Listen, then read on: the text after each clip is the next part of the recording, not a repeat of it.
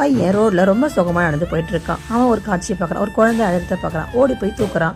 சுற்றி முற்றி பார்க்குறான், யாருமே இல்லை. அப்புறம் தான் தெரியுது இந்த குழந்தைய வேணான்னு சொல்லிட்டு போயிட்டாங்க. இவனுக்கு ஒரு சந்தோஷம், நமக்கு ஒரு உறவு கிடைச்சிது அப்படின்னு. இதை பார்த்த மங்கி இவன் கூடவே போயிடுறான். அண்ணன் வேலைக்கு போயிடுவான். வேலைக்கு போயிட்டு வர குரங்கு தான் வந்து பாப்பாவை பார்த்துட்டு இருக்கோம்.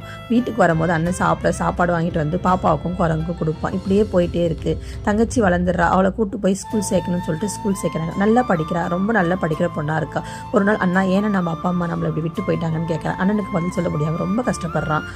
இப்படியே போயிட்டு இருக்கும்போது தங்கச்சி அவளோட கனவை நோக்கி ஓடிட்டு இருக்கான். அண்ணன் அவன் வாழ்க்கையே தியாகம் பண்ணிட்டான். ஒரு நாள் என்ன ஆகுதுன்னா தங்கச்சி ஆசைப்பட்ட மாதிரியே ஒரு வேலையும் கிடைச்சிடுது. வேலை கிடைச்சோன்னு தன்னோட அண்ணன் கிட்ட சொல்லி சந்தோஷப்படுறா. சம்பளத்தையே வாங்கி வந்து தன்னுடைய அண்ணன் கிட்ட கொடுக்குறா. அண்ணனுக்கு ஒரே சந்தோஷம், நம்ம பட்ட கஷ்டம்லாம் வீணாகலை அப்படின்னு. அவங்களுக்கு பிடிச்ச மாதிரி ஒரு வீட்டை கட்டி அதில் சந்தோஷமாக வாழறாங்க அண்ணன் தங்கச்சி குரங்குன்னு. உங்களுக்கு இந்த அண்ணன் தங்கச்சி கதையும் இந்த குரங்கோட மனித நேயமும் பிடிச்சதா எங்கள் சேனலை சப்ஸ்கிரைப் பண்ணுங்கள், லைக் பண்ணுங்கள், ஷேர் பண்ணுங்கள். தேங்க்யூ ஃபார் வாட்சிங்.